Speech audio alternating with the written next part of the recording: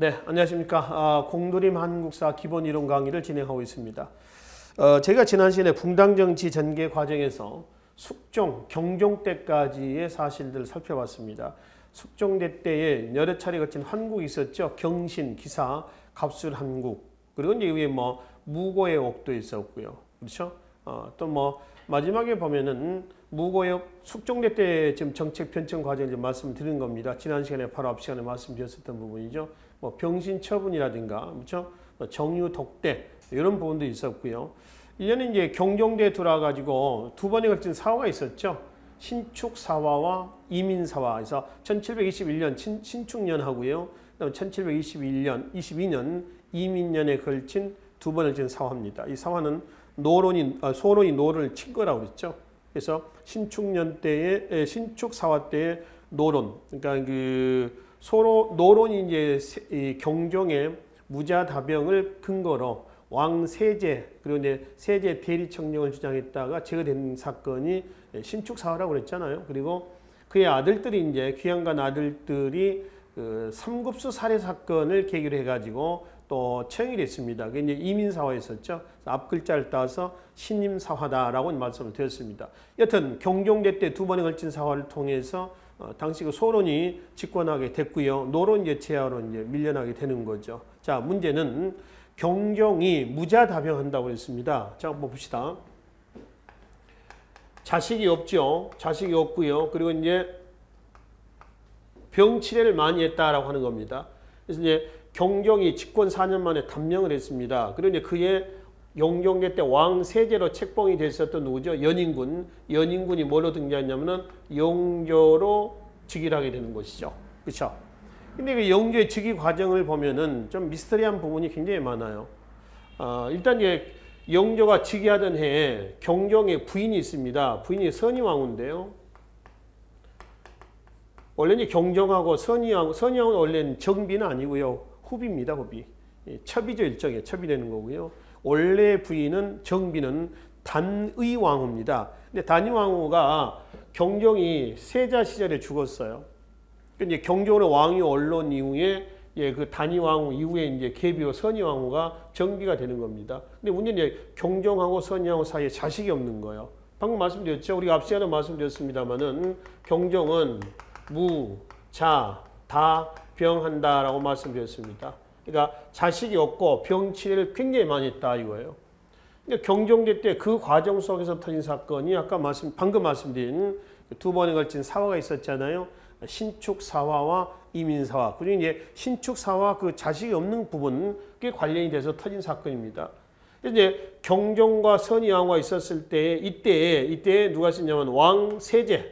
아직 영조가 즉위하기 전입니다. 왕세제로서 누가 있었어요? 연인군이 있었습니다. 참고로 연인군의 어머니는 누군지 아시죠? 숙빈 최씨입니다. 숙빈 최씨고요. 그 다음에 이 사람들은 무술이 출신이에요. 경종의 어머니가 누구라고 그랬죠? 희빈 장씨라고 그랬습니다. 희빈 장씨. 역시 무술이 출신이라고 했습니다. 장희빈이라고 하죠. 보통 희빈 장씨, 장옥정이라고 하는 여인입니다. 근데 이제 왕세제가 있었는데 경종이 무자다병함으로 인해서 왕세제에게 이제 일단 얘가 이제 차기 왕으로 즉위할 사람 아닙니까? 근데 영조 즉위하기 직전에 어떤 일이 하냐면은 경종과 선의왕후 사이에서 양자를 드리려고 합니다. 양자를 드려서 그리고 왕세제를 어떻게 하겠다는 거예요? 폐위시키고 그 양자를 다음 왕으로 경종의 세자로 책봉하는 거죠. 그래서 얘를 영조가 아닌 무슨 다른 왕으로 이제 즉위를 시키려고 하는 그런 이제 모의가 있게 돼요. 영조가 즉위하던 바로 직전에 그 상황에서. 근데 이제 영조가 즉위함으로 인해서 이 계획이 이제 무산이 되는 겁니다. 또 경종이 마지막에 이제 병을 앓아 죽는데요. 다병한다고 그러지 않습니까? 고열에 시달렸음에도 불구하고 영조가 연인군이 되는 거죠. 연인군이 자기 형이죠. 이복형입니다만은 경종에게 인삼차 갖다 바친다거나 실록을 보면요. 그러니까 열이 한 40도까지 올라와 있는데 인삼차 갖다 바치는 겁니다. 이건 기름에 물 붓는 거죠. 물에 불 타는데 물을 붓는 격이 되는 겁니다. 열이 더 올라가겠죠. 또 경종이 평소에 그 먹는 음식 중에서 간장게장을 굉장히 좋아했답니다. 그래서 간장게장을 갖다 바치고 간장게장하고 궁합이 잘 안 맞는 음식 중 하나가 뭐냐면 당근이거든요. 감입니다. 감인데 이 영조가 연인군이 형이 좋아하는 음식이라 해서 간장게장하고요. 그리고 이제 이 감을 갖다가 이제 주는 겁니다. 근데 음식 궁합에서 게장하고 감이 좀 안 맞는다고 그래요. 우리가 그 고깃집 가면은 오이하고 당근, 상치, 야채를 막 주는 거죠. 있죠. 근데 그 중에서 야채 중에서 궁합이 안 맞는 게 하나 있거든요. 당근하고요. 오이가 잘 안 맞습니다. 그래서 당근을 먹든지 오이만 먹든지 해야지 같이 먹으면 안에서 잘 안 맞는다고 그래요. 음식 궁합이 맞는 거 안 맞는 그런 게 있지 않습니까? 그래서 이제 경종이 막 갖다 바치면서 경종이 먹고 인삼차 마시고 그러다가 경종이 결국 죽었어요. 근데 죽기 직전에 양자를 들여서 왕세제를 피해시키고요. 이 양자로 하여금 경종의 뒤를 이으려고 했었다라고 하는데 공교롭게 그 시점에서 경종이 죽어버리는 거예요. 그리고 누가 나와요? 이제 왕세조 책봉돼 있었던 연인군이 영조로 즉위를 하게 되는 거죠. 그러니까 세간의 눈은 어디에 쏠리냐면은 혹시 영조가 연인군이 자기 형을 죽이고요. 왕위를 찬탈하지 않았을까? 이런 이제 세간의 따가운 눈총을 받는 것이죠. 그러니까 그런 눈총 속에서 영조의 아들 누구죠? 사도세자죠. 이 사도세자가 이제 한간에 떠도는 소리를 막 다 듣게 되는 거죠. 야, 니네 아버지는 말이야. 니네 아버지는 니네 형을 너 큰아버지를 죽이고 왕위에 올랐지 않았냐? 올랐다더라. 이러한 이제 소리를 듣게 되는 거죠. 그러니까 결과적으로 이제 왕과 아버지하고 이제 아들의 관계가 큰아버지, 이제 사도세자를 얻는 큰아버지 아닙니까? 큰아버지 죽음 문제를 놓고 관계가 원만하지가 않게 되는 거죠. 그래서 두 사람의 갈등은 이제 거기서부터 이제 비롯되는 겁니다. 또 영조, 결국 이제 사도세자가 뒤주소에 갇혀서 죽게 되는 것도 그 관계도 시작은 이런 부분들, 그러니까 영조 즉위 과정에서부터 시작이 됐다라고 하는 것이죠. 또 하나, 경종이 죽고 나서 이제 영조 즉위 이후에 영조 즉위에 누가 이제 어떤 그 의문을 제기하냐면은 이인자라는 사람이 있습니다. 교재 430페이지 있죠. 430쪽에 오늘 이제 영조하고 종제 탕평칙을 보고 있는데요. 이인자의 난이 있습니다. 1728년에 이인자의 난이죠. 자, 그 내용에 잠깐 좀 보겠습니다. 배경 좀 봅시다. 경종이 급사하고 자신들의 정치적 지위를 위협받게 된 과격 소론 측은, 그러니까 경종대 집권 여당은 누구라고 했죠? 소론이라고 그랬죠. 소론입니다. 갑술한국 이후 정권에서 배제된 남인들을 포섭해 남인들이 중앙에서 완전히 손발이 잘리게 된 사건이 뭐라고 그랬어요? 갑술한국이라고 그랬죠. 바로 앞전에 말씀드렸습니다. 포섭해서 영조와 노론의 제거를 계획을 했습니다. 그 계획이 뭘로 나왔냐면 바로 밑에 이인자의 난이로 터져요. 청주에서 난 거거든요. 세력이 굉장히 컸습니다. 이인자가 이제 난을 준비하는 과정에서 상여 속에, 상여 아시죠? 사람 죽을 때 꽃상에 나고 그러지 않습니까? 그 상여 속에다 무기를 숨겨가지고 산속으로 들어가는 겁니다. 누가 봐도 사람이 죽어서 장례식을 하는 걸로 아는 것이지 거기다가 무기를 숨겨서 어떤 반역을 도모한다라고 생각하지는 않는 거죠, 사실은. 그래서 청주 시내, 청주를 장악하고요. 충청도 일대를 장악해서 계속 커져 나가는 겁니다. 이게 영조 즉위에 어떤 그 문제를 제기하면서 터졌었던 첫 번째 사건이에요. 이게 이인자의 난이다라고 하는 거죠. 또 영조 즉위 때 이인자의 난 말고요. 대표적인 사건으로서도 뭐가 있냐면 한 장을 좀 넘겨보시겠습니까? 432쪽에 맨 위에 보시면은 1762년 이모년의 이모화변입니다. 이 이모화변은 뭐냐면은 아까 말씀드렸던 사도세자 제거 사건이에요. 그래서 이모화변으로 해서 사도세자가 제거되고 영조 뒤를 이었던 사람이 누구예요? 사도세 아들이 되는 거죠. 누구예요? 정조가 되는 거죠. 그렇죠? 정조입니다. 근데 정조는 사실 생물학적인 아버지는 사도세자입니다. 근데 사도세자가 형이 하나 있었어요. 그 형이 태어나자마자 죽었는데 이 형의 정조가 양자로 서류상에 올라가 있습니다. 실제 아버지는 사도세자지만 법적으로는 정조의 큰아버지가 아버지로 되어 있었어요. 근데 정조가 즉위하고 나서 사도세자를 이모화변 때 사도세자를 제거했던 사람들이 누구냐면은 노론 중에서도 벽파와 시파가 있죠. 시파 벽파는 나중에 말씀드리겠습니다만은 시파는 사도세자의 죽음에 동정표를 보냈던 사람들이 시파고요. 그다음에 벽파는 사도세자의 죽음에 어떤 사도세자의 초신함을 비판했던 사람이 벽파란 말이에요. 결과적으로 노론이 사도세자를 죽인 사람들은 누구냐면 노론 중에서 누군가요? 벽파예요. 벽파. 벽파 노론이 죽인 겁니다. 그리고 얘네들이 정조를 왕으로 앉혀놓은 거거든요. 정조치기 하자마자 뭐라고 얘기하냐면은 내 아버지는 얘가 아니라 누구다? 사도세자다. 사도다. 이렇게 일하는 거죠. 그러니까 사도세자를 죽인 노론 벽파들은 정조를 앉혀놓고 권력을 좌지우지하려고 했는데 정조가 이런 얘기를 하는 겁니다. 결과적으로 자기 아버지를 죽인 얘네들이 이제 벌벌 떨게 되는 거죠. 그러니까 정조 때 집권 여당이 누구냐면 노론 중에서도 시파, 중에서도 남인, 야당은 누구냐면은 벽파, 중에서 누구죠? 노론 이렇게 되는 거죠. 그래서 벽파 얘네 여당입니다. 얘네 야당이 되는 거죠. 결과적으로 정조 때 줄론탕평을 추진하면서 얘네들을 휘저으려고 하는 억압을 하려는 이런 줄론탕평을 추진하게 되는 것이죠. 근데 결국 정조는 그 벽파 노론에 의해서 결국은 어떻게 했어요?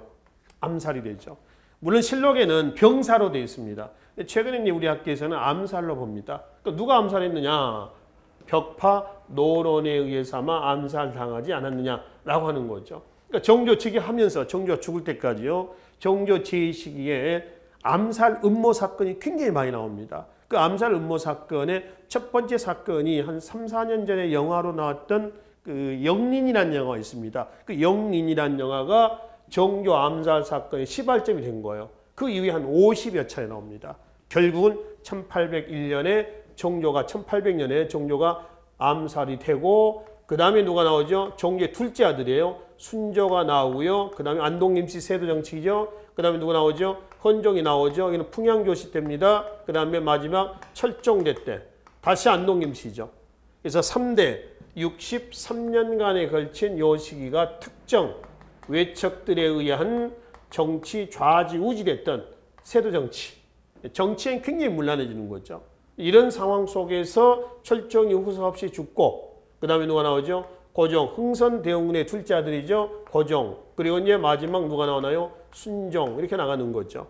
그래서 이제 이때 와가지고 흥선군이 대원군이 돼서 섭정을 하는 겁니다. 1863년에서 73년까지죠. 그러니까 세도정치의 혼란은 일시적이나마 이때 이제 수습이 돼요. 대원군이 물러가고 고종과 민비가 등장하고요. 그 다음에 1875년 운양호 사건, 76년 강화도 조약을 통해서 개항이 되는 거죠. 개항된 이후에 일본의 침략이 감행이 됩니다. 그런 것이 이제 1884년 갑신정변, 94년에 동학운동, 청일전쟁, 1904년에 로일전쟁, 1905년에 을사늑양, 1910년 한국병합, 1931년 만주사변, 37년 중일전쟁, 41년 태평양전쟁, 45년 일본의 패망까지 대륙 침략으로 넘어가는 과정입니다. 이건 나중에 우리가 정리하기로 하고요. 일단 다시 돌아가겠습니다.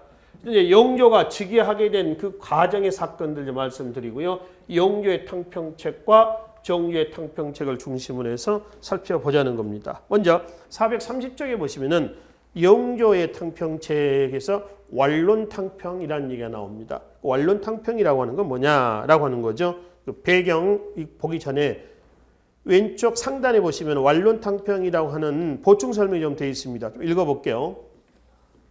자, 영조의 탕평책으로 붕당의 옳고 그름을 가리지 않고 어느 당파든 과격한 인물을 배제하고 온건한 인물을 등용하여 극심한 정쟁과 옥사를 막고 붕당 간의 타협을 통한 전국 안정을 도모하려는 온건적인 탕평, 이걸 뭐란다? 완론탕평이다 라고 하는 겁니다. 즉 이런 얘기죠. 우리가 사색 붕당 그러면 누굴 얘기를 합니까? 남인, 북인, 또 노론, 소론 이러죠.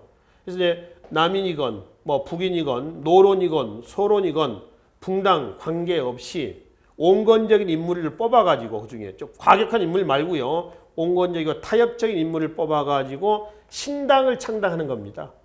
요즘 얘기한다면 정계 개편한다 그러잖아요. 그 저기 해쳐모여 하는 겁니다. 그래서 좀 온순한 사람들, 왕의 말에 잘 따르는 무슨 뭐 어떤 정략적인 정책적인 그런 것보다는 왕 밑에서 왕을 잘 받들면서 왕의 말에 순종하는 신당을 창당한다는 겁니다. 그 신당이 뭐예요? 탕평파라고 한다. 그래서 이 당을 만들어서 얘네들로 하여금 전국을 꾸려나가게 하려는 탕평, 그걸 뭐라고 그래요? 완론탕평이다 라고 합니다. 그러니까 완론탕평은 온건적인 방법에 의한 탕평책이다 라고 이제 보시면 됩니다. 근데 정조의 탕평책을 뭐라냐면은 정조의 탕평을 뭐라고 하죠? 줄론탕평이라고 그래요. 줄론탕평이다라고 하는 건 뭐냐면은 줄론탕평이라고 하는 거는 엄격하다라고 하는 뜻이거든요. 줄론탕평이에요. 이거는 시시비비. 시는 뭔가요? 옳은 걸 시라고 그러죠. 비. 그런 겁니다. 우리가 시비를 가린다라고 하죠. 무슨 얘기인가요? 옳고 그름을 가린다. 이런 뜻이에요. 그렇죠? 시시비비를 가린다는 얘기가 그거예요. 명명백백하게 옳고 그름을 가리는 겁니다. 그러니까 종조는 얘네들하고 집권 여당이죠. 얘네들 벽파 노론입니다. 그래서 얘네들 주장 중에 누구의 주장이 옳은가 한번 꼬치꼬치 한번 따져보자. 또 우리 아버지 죽음에 과연 누가 잘했는지 못했는지 한번 구분 한번 해보자. 잘잘못 한번 가려보자. 이걸 우리는 뭐라면 줄론탕평이라고 그래요. 결과적으로 정조 때 줄론탕평은 흑백을 가리자는 거고요. 영조 때 완론탕평은 흑백을 가리자라기보다는 좀 뭉뚱그려서 이렇게 가겠다. 이렇게 얘기하는 것이 완론탕평이다라고 이제 얘기를 하시면 되겠습니다. 자, 해서 이제 완론탕평이라고 하는 용어는 이렇게 설명이 되고요. 그 완론탕평을 취재하는 과정에서 나왔던 영조의 시책들이 지금 나와 있습니다. 그게 교재 430쪽, 431쪽까지 내용이에요. 특히 영조와 정조의 업적은 여러분들이 꼭 기억을 하셔야 돼요. 아시겠죠? 영조, 정조 업적은 항상 출제되는 부분이에요. 빠지지 않고 출제가 됩니다. 영조, 정조 말고 출제되는 왕이 누구라고 했어요? 통일신라에 신문왕 나오죠. 고려 누군가요? 광종 나옵니다. 고려 후기에 공민왕 나오죠. 또 조선시대 때 영조, 정조입니다. 이 5명의 왕의 업적은 항상 출제가 됩니다. 국가직이나 지방직에서 출제가 되는 부분이 있기 때문에 여러분들이 꼭 기억을 하셔야 되고, 더불어 한국사 능력 검정 시험에서도 항상 출제가 되는 왕들이에요. 영조, 정조, 지금 말씀드린 통일신라, 신문왕, 고려, 광종, 공민왕 마찬가지입니다. 이 왕들의 업적은 하나하나 다 잘 정리를 해 두셔야 된다라고 하는 겁니다. 아시죠? 자, 그럼 먼저 영조의 탕평에서 탕평비부터 한번 봅시다. 바로 왼쪽에 사료가 하나 있습니다. 이 탕평비인데 국립대학이었던 성균관 들어가는 입구에 반수교라고 하는 다리가 하나 있습니다. 그 반수교 위에다가 영조가 직접 친필로 비석에 글을 써가지고 세운 비석이에요. 뭐라 되어 있냐면은 바로 왼쪽 봅시다. 주의불비, 내 군자지 공심, 그리고 이자인가 이게? 차, 이, 불비, 과, 소인치, 사의 이렇게 있습니다. 해석은 신의가 있고 아첨하지 않는 것은 군자의 마음이요 아첨하고 신의가 없는 것은 소인의 사사로운 마음이다. 해서 이게 탕평비 내용이란 말이에요. 그래서 이 탕평비를 세워놓고, 왜냐하면은 성균관 출신자들이 거의 정계에 나가지 않습니까? 그러니까 앞으로 정계에 나가면은 꼭 명심해라. 이런 의미가 되는 것이죠. 그리고 과거에 탕평과라고 하는 과거가 있습니다. 하여튼 탕평에 온 힘을 기울이고 있죠. 그 다음에 음식에서 뭐가 있죠? 청포묵에다가 여러 가지 색깔의 채소를 섞은 뭐라고 그래요? 탕평채라, 탕평채. 그러니까 자, 정리하면 탕평교서, 탕평비, 탕평과 과거의 음식의 탕평채 이런 것들이 지금 영조의 탕평책과 관련한 여러 가지 시책들이죠. 기타, 서원을 정리하고, 서원은 붕당 정치의 근거지 아닙니까? 그래서 서원을 정리하고 이조 전랑의 권한을 약화시킨다거나, 이조 전랑의 권한은 우리가 붕당 정치 때 말씀을 드렸습니다. 생략하고요. 그리고 붕당의 진보적인 사상도 수용을 합니다. 꼭 성리학만 고집한 건 아니죠. 나머지 것들도 전부 다 취합을 하는 겁니다. 다 포용하는 거죠. 그래서 어떤 그 흑백을 가르는 게 아니라 전부 다 뭉뚱그려서 끌고 가겠다는 겁니다. 자, 그렇게 해서 이제 왕 초기에, 정조 측이 초기에 탕평책을 추진했었습니다만은 사실은 처음부터 바로 잘 된 것은 아니었었습니다. 체제가 이제 안정이 되면서 나왔던 여러 가지 시책들이 본격적인 이제 탕평책이라고 보시면 됩니다. 우측에 한번 봅시다. 그 중에 대표인 것이 이제 균역법. 이 내용은 나중에 우리가 조선 후기 수치제 개편에서 따로 보기로 하겠습니다. 뭐 영정법, 대동법, 균역법 이 세 가지 조선 후기 세제 개편도 꼭 기억을 하셔야 될 부분이죠. 그 다음에 훈련도감이라든가 금영, 어영청 이 도성 방위를 위한 군제정비입니다. 왕권강화책이라니죠. 그러니까 이건 이제 어떤 반역 세력들을 견제하겠다라고 하는 군사적 기반이 되는 거죠. 그 다음에 수성, 유눔. 유눔이라고 하는 것은 어명입니다. 요즘에 뭐 담화문 정도 해석하시면 되겠습니다. 그러니까 수도 방위를 위한 특별 담화문 이렇게 해석하시면 되겠죠. 그 다음에 군역 자원 확보를 위해서 실시했던 종모 종양법. 그러니까 부모 중 어머니가 양인이면은 그 자식을 양인으로 만드는 겁니다. 종모 종양이다라고 하는 거죠. 이게 한번 보세요. 남자 노비를 노라고 그러죠. 여자 노비를 뭐라고 그래? 그러면 비라고 하죠. 비. 그러니까 노와 비 사이에서 태어난 자식. 당연히 노비가 되는 거죠. 그렇죠? 남자 노비가 되건 여자 노비가 될 겁니다. 일천즉천이라고 했죠. 일천즉천. 그러니까 일천즉천 이제 부모 중 한쪽이 노비면은 자식은 노비고 당연히 양쪽이 다 노비면은 자식은 당연히 노비가 된다라고 하는 겁니다. 근데 이런 경우가 있잖아요. 아버지가 노비고 어머니가 양인인 경우가 있습니다. 이게 이제 부. 그 다음에 여기는 모가 되는 거죠. 모가. 이런 경우에 원래는 혼인할 수가 원래는 없잖아요. 그렇죠? 원래 동색혼이라고 그랬습니다. 그러니까 같은 색깔끼리만 같은 계층끼리만 혼인한다는 겁니다. 근데 어머니가 양인이고 아버지가 노비인 경우 자식은 뭐가 되냐? 그렇죠? 노비가 된다는 거예요. 노비입니다. 거꾸로 반대도 마찬가지입니다. 아버지가 양인인 경우하고요. 어머니가 노비인 경우, 비인 경우에 자식 뭐가 돼요? 당연히 노비가 됩니다. 일천즉천이란 말이에요.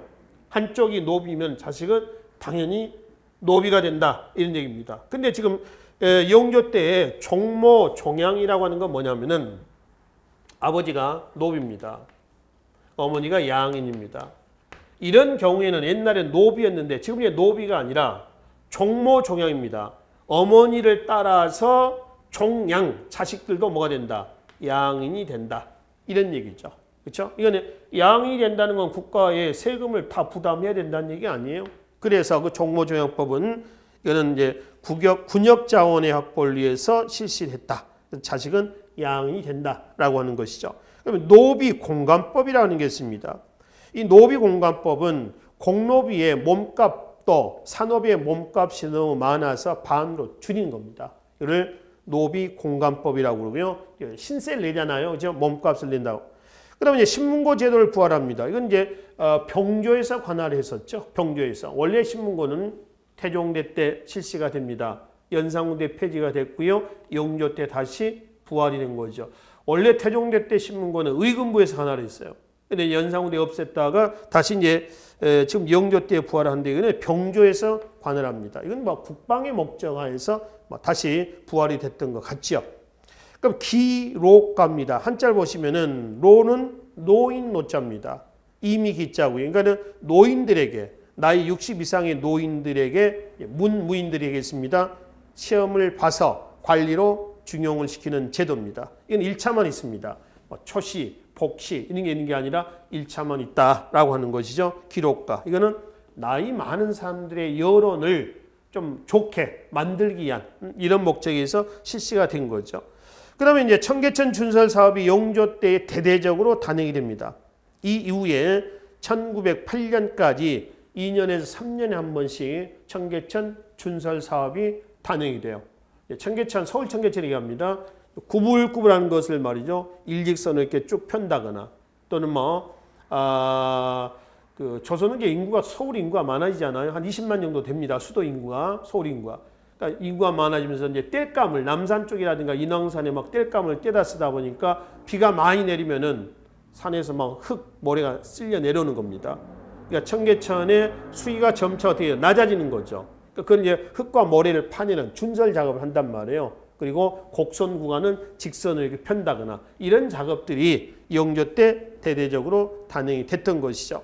그런데 무언록이라는 법전입니다. 이 법전을 편찬해서 악한 아주 가혹한 이러한 그 형벌을 없애고요. 그리고 사형수에 대한 삼심제를 시행을 하기도 합니다. 그리고 속대전, 이거는 꼭 기억을 해두시라고 그랬죠. 법전에서 영조의 속대전, 정조 때 대전 통편 이런 것들이 나와 있었습니다. 그리고 여러 가지 편찬 사업도 있죠. 동국, 문헌, 비고부터 해서 해동, 지도까지. 뒤에 그 정조 때 편찬 사업을 먼저 잠깐 보고 갈까요? 교재 433쪽의 마지막 줄 한번 봐봐요. 추관지. 추관은 형조의 별칭이에요. 추조, 추관지, 추관 다 형조의 별칭입니다. 뒤에 갑시다. 증보, 문헌비고, 대전, 통편. 영조 때 속대전, 정조 때 대전 통편입니다. 동문희고, 국조보감, 조선왕조실록의 요약본이라고 했죠. 탁지지, 제정입니다. 홍제전서. 홍제는 뭐냐면은 정조의 호입니다. 그래서 그의 전서 이런 얘기가 되는 거죠. 규장전원 일성록, 유네스코 세계 기록유산에 등재된 거라고 했죠. 그다음 재현절목, 재현은 저수지를 얘기합니다. 절목은 관리 규칙 이런 것들이죠. 자 봅시다. 유독 보면 말이죠. 조선후기 영조와 정조 때의 편찬 사업이 굉장히 많이 진행이 됩니다. 이거는 순수한 문화 사업으로 보지는 마시고요. 이 편찬 사업은 정치적인 목적입니다. 정치적인 의도가 여기에 내재가 되어 있다라고 보시면 됩니다. 곧 뭐냐면은 영정조 때의 탕평책하고 관련되어 있어요. 그러니까 니네 쌈박질 하지 말라는 겁니다. 쌈박질 하지 말고 여기 모여서 뭐 해라? 책이나 좀 써라. 이런 의미가 된다라고 하는 거죠. 이거는 역사 속에서 영정조 때만 나온 건 아니고요. 중국 청나라에서 나옵니다. 청나라를 세웠던 나라 민족은 만주족입니다. 청나라 앞에 왕조가 어디죠? 명이죠. 명은 한족이죠. 그러니까 명에서 청으로 넘어왔어요. 1636년에 국호를 청으로 고치잖아요. 그래서 만주에 집권하는데 얘네들의 통치는 성공했습니다. 어떤 의미의 성공이냐면은 만주족은 한족을 통치하는데 강경책하고요. 회유책을 써요. 강경책과 회유책을 병행을 합니다. 그러니까 일방적으로 강경책만 추진하는 건 아니에요. 그중에 회유책 중에 편찬 사업이 있습니다. 편찬 사업 중에 하나가 뭐냐면은 사고전서라는 책입니다. 이 사고전서는 편찬 기간이 얼마쯤 되냐면 한 20년 정도 됩니다. 20년 정도 되는 책이에요. 즉 중국 전 지역에 떠돌아다니는 유표적인 책을 전부 다 모아요. 전부 모아가지고 이거를 단권화시킨 책이다 이렇게 생각하시면 됩니다. 이 책을 쓰는데 누구를 이용을 했냐면은 한족들 있죠. 한족의 젊은 20대 관리들을 중용을 해가지고 책을 쓰게 하는 겁니다. 만주족이 한족의 젊은이들 모아가지고 야, 너 이리 와. 너 여기 들어가서 책 써내. 그래서 이제 20살에 책 쓰러 들어간 거야, 예를 들면은. 그래서 다 쓰고 나오니까, 사고 쓰고 나오니까 몇 살이 되는 거야? 나이가 20년 걸린 책이라고 있잖아요. 40대가 되는 겁니다.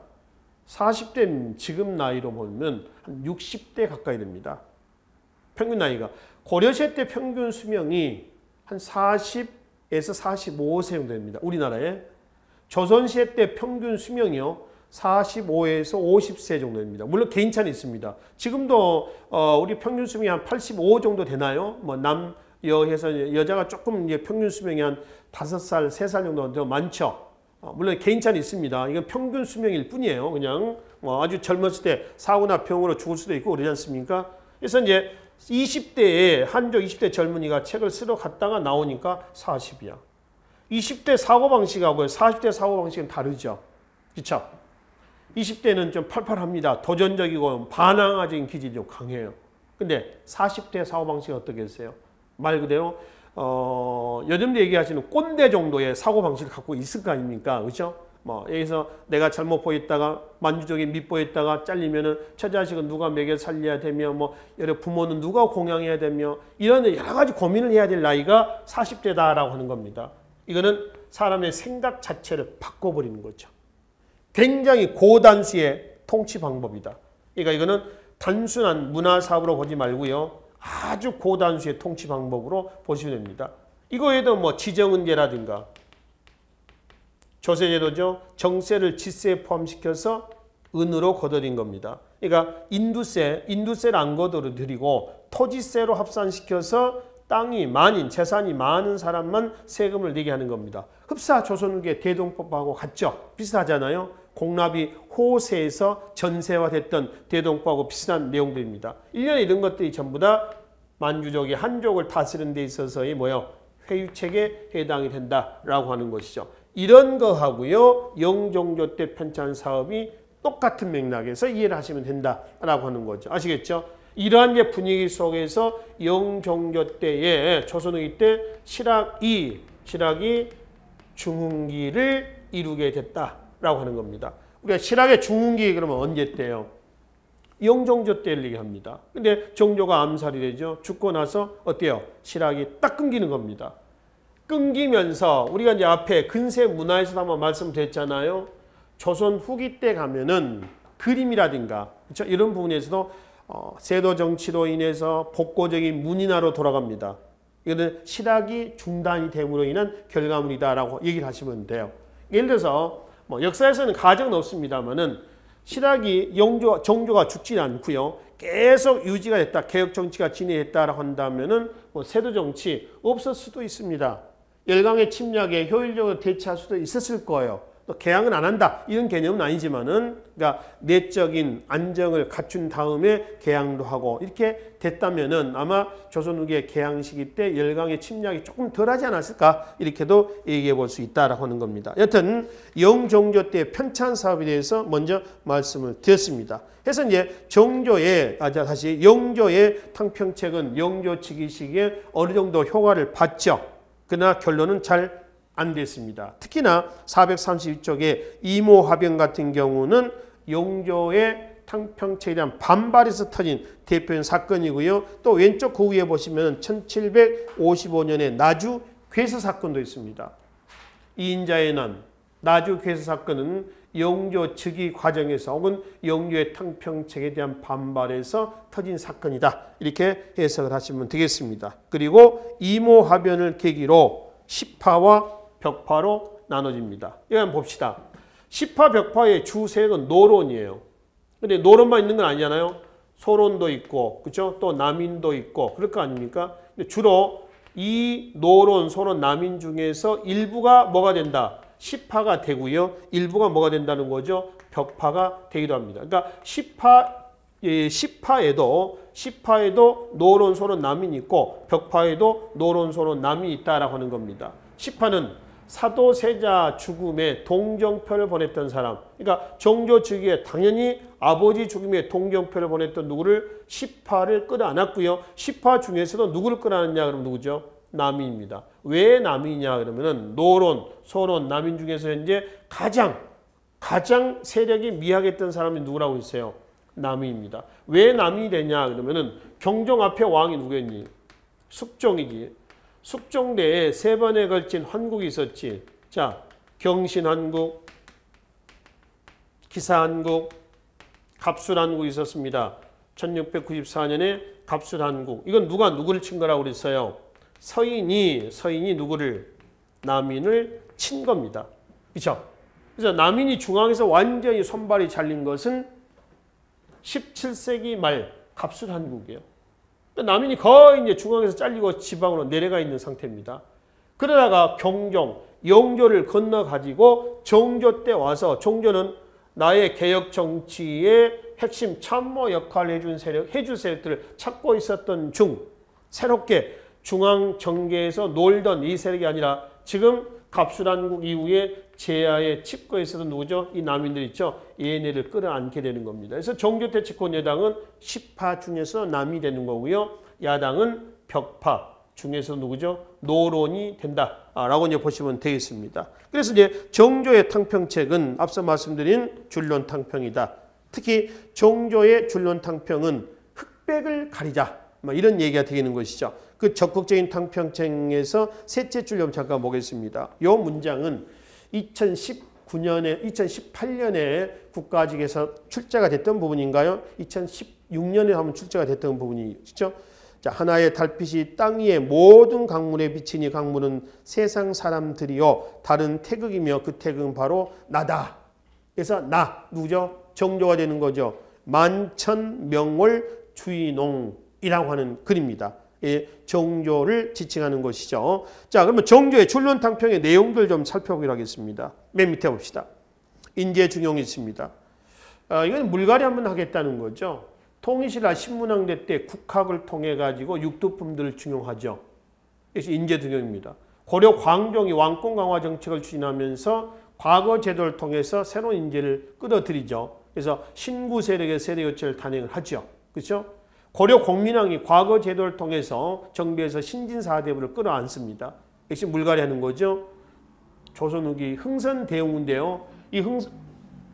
여기죠. 이 흥선대웅대 때도 가면은 철종대 안동김씨 아닙니까? 안동김씨 세력들을 치고 왕권 강화를 위해서 인재 등용합니다. 물갈이 한단 말이에요. 물갈이. 그래서 지금 여기 나와 있는 정조의 인재 등용도 물갈이다. 이렇게 보시면 됩니다. 그리고 서얼들. 중인이라고 하는 신문에서 우리가 위양문학할 때 말씀드렸습니다. 노비와 서얼에 대한 차별을 완화하고 서얼들을 규장각 검사관에 중용을 합니다. 유득공이라든가, 그렇죠? 또는 박제가라든가, 그렇죠? 서유구라든가 다 서얼들입니다. 정조 때에 중앙에 진출했던 사람들입니다. 바로 밑에 있죠. 걔네들이 이제 규장각의 검사관으로 등장한 사람들, 유득공, 박제가, 이덕무, 서이수 다 서얼들이야. 정약용 서얼은 아니고요. 그래서 규장각 검사관으로 중용을 하고 있고, 초계 문신제라고 하는 거 뭐냐면은 나이가 37살에서 40살까지입니다. 과거 급제자 중에서 37살 이상의 인재들을 뽑아가지고요 40살까지 교육을 시키는 겁니다. 그래서 40살이 되면은 현업에 복귀시키는 거죠. 그러니까 왕의 의도대로 정치를 해 나가는 사람들입니다. 관리, 재교육 시스템이다. 이렇게 보시면 되겠죠. 군사부 일체라는 얘기가 있습니다. 그러니까 임금과 스승, 그 다음에 부모는 하나다. 이런 얘기죠. 그런 의도에서 실시했던 것이 초계 문신제예요. 그러면 이제 왕권 강화를 위한 장용영의 설치. 장용영, 정조 때의 왕권 강화 군사적 기반입니다. 그런 이제 수령이 지방 9년에 향약을 직접 주관하게 합니다. 원래 향약은 국가께 아니죠. 지방 양반들 겁니다. 우리가 조선시대 때 유양수라든가 향약에서 보면 이게 나와 있죠.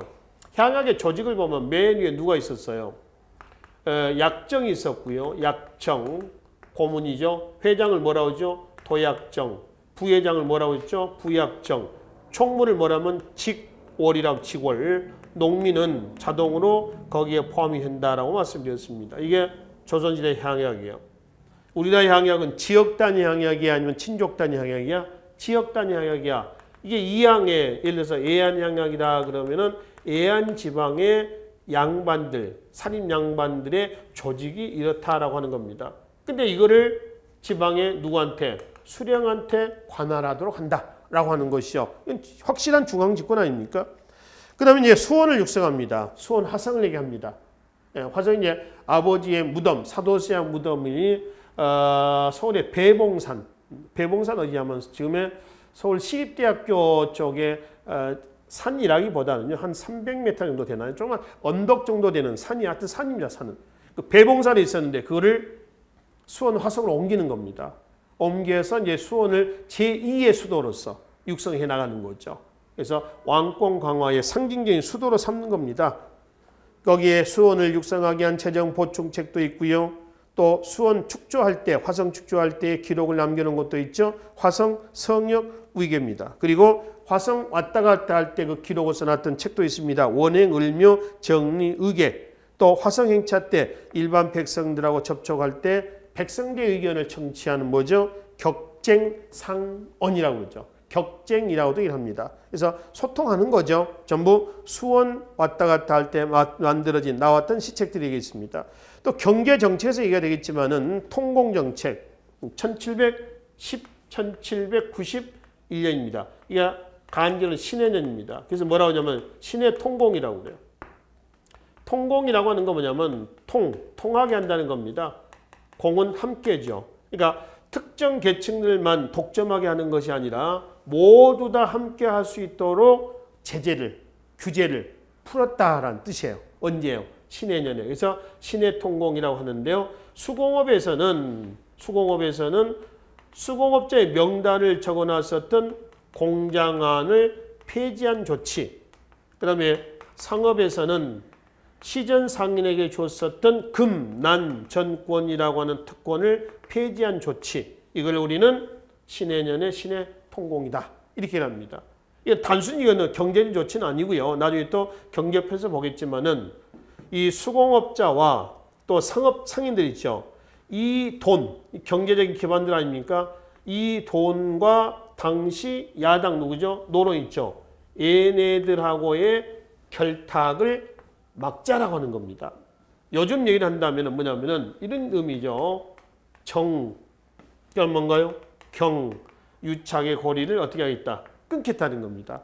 그러니까 정부의 정책은 그게 비단 경제적인 시체이건 또 문화적인 시체이건 궁극적인 것은 통치, 왕권 강화, 줄론 탕평에 관련이 되어 있다라고 이제 보시면 되겠습니다. 기타 과학 기술에 대한 부분도 있습니다. 이 과학 기술에 대한 부분은 실학이라고 하는 거, 아까 말씀드렸죠. 이 실학 시대 때 그다음 어떻게 나오죠.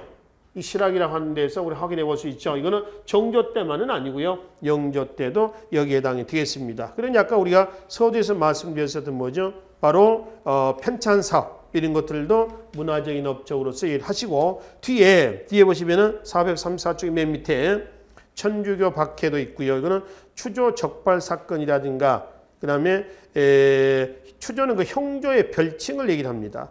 그리고 이제 문체 반정이라고 하는 게 있죠. 반정이라고 하는 것은 잘못된 것을 바르게 바로잡는다. 뭐를? 문체를 라고 하는 겁니다. 뒤에 좀 봐봐요.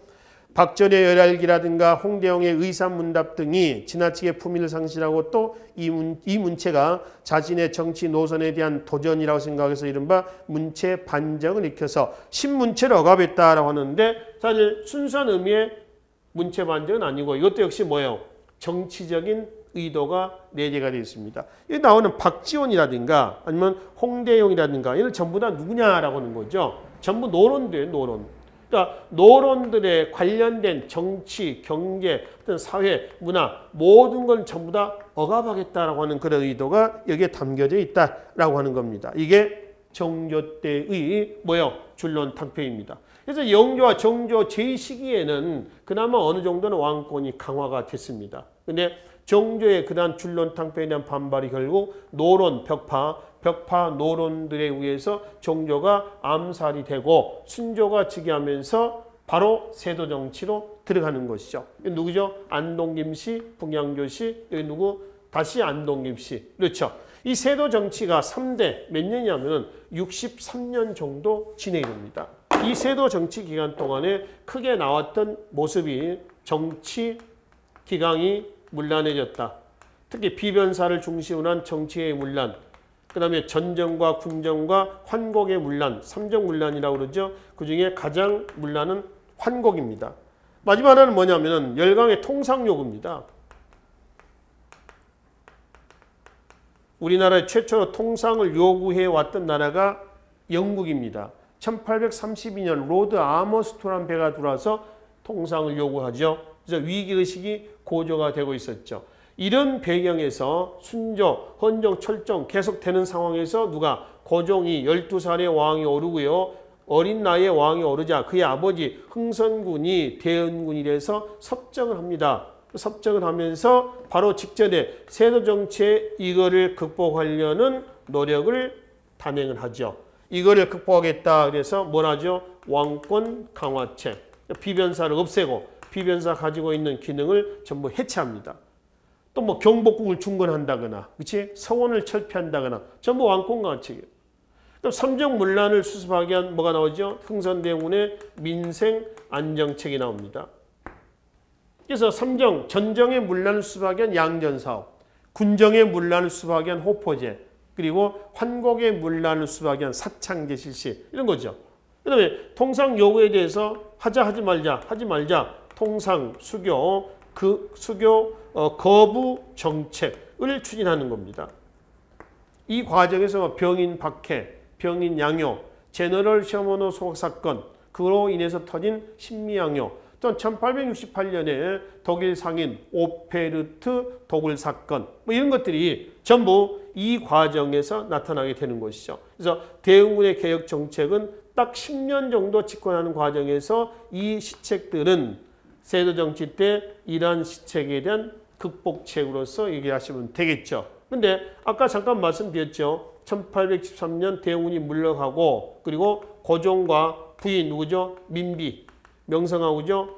들어온 다음에 통상에 대한 움직임이 활발하게 나왔고 결국 1875년 운양호 사건, 76년 강화도 조약의 체결되면서 완벽한 준비는 아니니까 어느 정도 어설픈 준비를 해가지고 개항이 됩니다. 그러니까 개항 이후에는 개화 정책을 추진도 해야 되겠지만은 열강의 침략도 진행이 됩니다. 그러니까 이런 상황에서 조선의 자주권은 열강에서 하나하나 조금씩 이제 뺏겨가는, 앗아가는 이런 상황으로 진행이 될 겁니다. 거기에 교재 435쪽에서 여러분들 437쪽까지의 세도 정치에 대한 내용이에요. 여기에 대한 내용은 또 나중에 흥선대원군 등장 과정에서 다시 한번 또 살펴보기로 하고요. 일단 조선 후기 탕평책 전개 과정에서 영조와 정조의 업적을 중심으로 해서 이 시간은 정리하시면 되겠습니다. 다음 시간에 뵙겠습니다. 수고하셨습니다.